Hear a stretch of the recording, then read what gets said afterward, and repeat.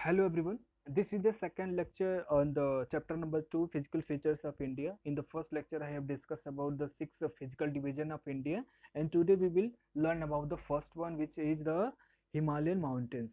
Not Himalayan mountains, it is the northern mountains. The northern mountains have the two parallel portions. First one is known as the THN, Trans Himalayan, and second one is known as the Char Himalayan range. Okay. Himalayan mountains are basically the fold mountains type. Fold mountains, there are the three types of mountains found in the world. First one is the fold mountains, means the top of the mountains, when it is the cone, it is known as the fold mountains. If a mountain is formed by the volcanic process, it is known as the volcanic mountain. And third type, when the top of any mountain is the flat, it is known as the block mountains. So Himalayan mountains are the fold mountains, and these are not so much old. These are the completely young mountains found in the world. The length of this mountain is 2400 kilometer, and the breadth of these mountains are the 400 kilometer to 150 kilometer wide, and they are spread from where to where? Jammu Kashmir to Arunachal Pradesh. Jammu Kashmir is here, Arunachal Pradesh in the northeast side, and these are basically formed by like this. They make an arc.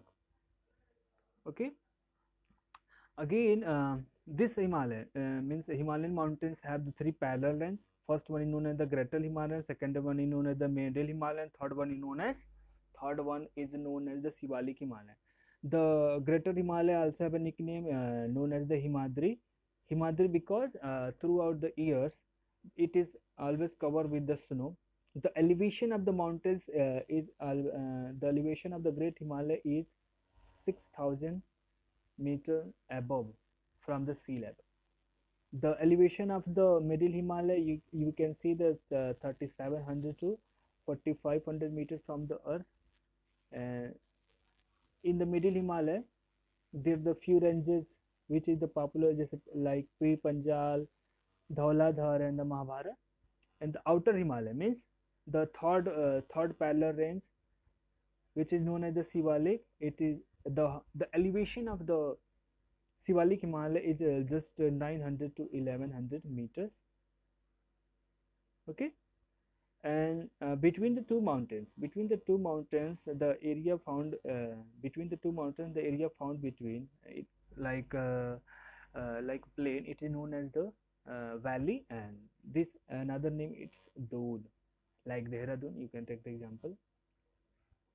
Okay, again the Himalayan range, the Himalaya which is stretched from Jammu Kashmir to the Arunachal Pradesh, Jammu Kashmir to Arunachal Pradesh. These have also some natural divisions on the basis of the rivers.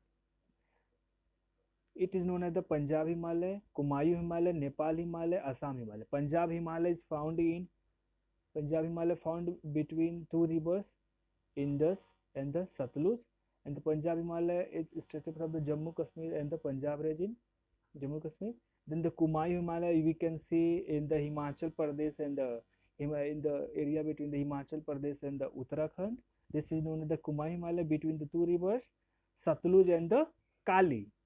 Then times come for the Nepal Himalaya. Nepal Himalaya found in the country Nepal. There are the two rivers between which this Kumayu Himalaya found, Satluj and the Kali, and Kali and the Tista. Then Assam Himalaya. Assam Himalaya spread from the Assam, Arunachal Pradesh, Nagaland, and Manipur, Tripura regions, and it stretched to till Myanmar. These are basically stretched between the two rivers, Tista and the Dibang. It is also have another name, Sangpo. Then comes to the northern plains. These the Himalayan range is home of the so many glaciers. Understood? Glaciers. When the glacier melts, it's take form. When the glacier melts, it come in the form of the water, and they start flowing. When they flow towards the valley, towards the mountains, they broke down, they erode the mountains, and what they do, they bring with them like the stones. They crush it, make it the small region. And these Himalayan rivers bring all these rocky structure in south of the south of the northern mountain, and they fill in the and dump here. And over the period, it becomes in the flatland known as the northern plains. The northern plains basically formed by the three rivers: Indus, Ganga, and Brahmaputra. Brahmaputra flow in the Arunachal Pradesh, Assam region. River Ganga flow from the Uttarakhand, Uttar Pradesh, Bihar, then Jharkhand, and goes to the West Bengal. And Brahmaputra, I have discussed already. It originates from the Tibet region of the Mansarovar lakes near, and entered from the Arunachal Pradesh, then Assam, then goes to the Bangladesh. And in Indus, the Indus River has the five tributary rivers: Jhelum, Satluj, Beas, Ravi, and of course Indus. So the tributary river of Indus, known as the Satluj, forms an northern plains in the Haryana and the Punjab.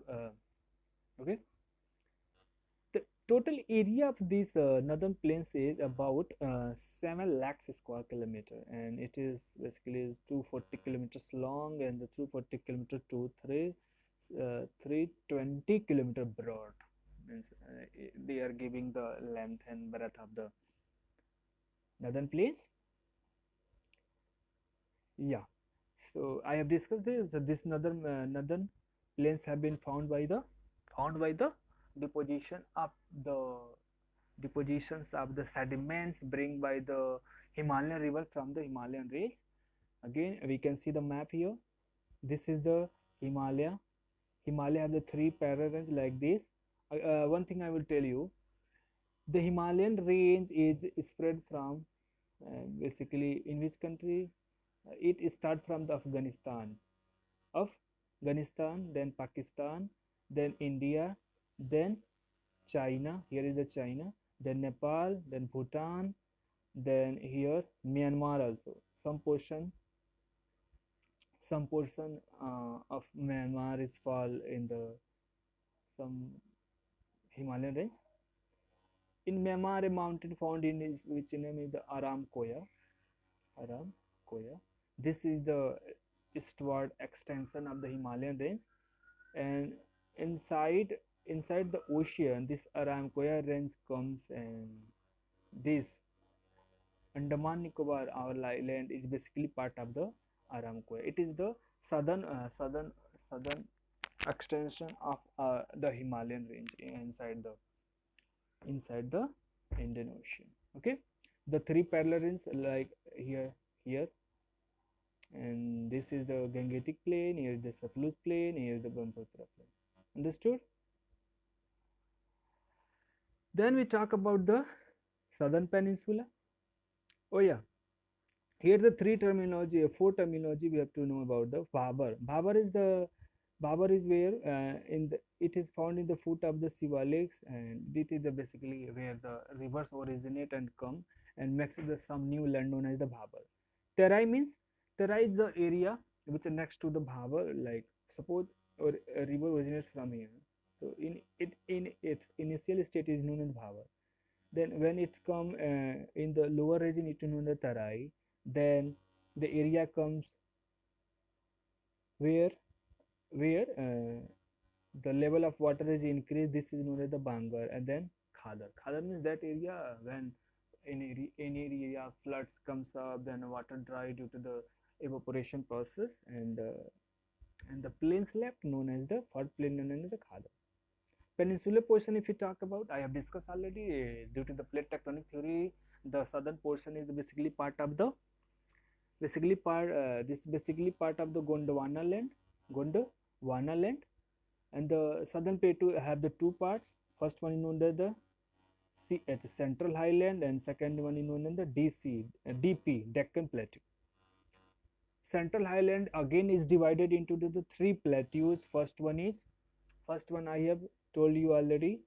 First one is known as, first one is what? Bundelkhand, then Baghelkhand, then Chota Nagpur Plateau. Understood? Chota Nagpur Plateau, you can see this central highland. I have told you already. See the map of the India. This is the map of India. Here is the Himalayan range, then the northern plains, and this is the Arauli mountain, which is found in the Delhi and Rajasthan area.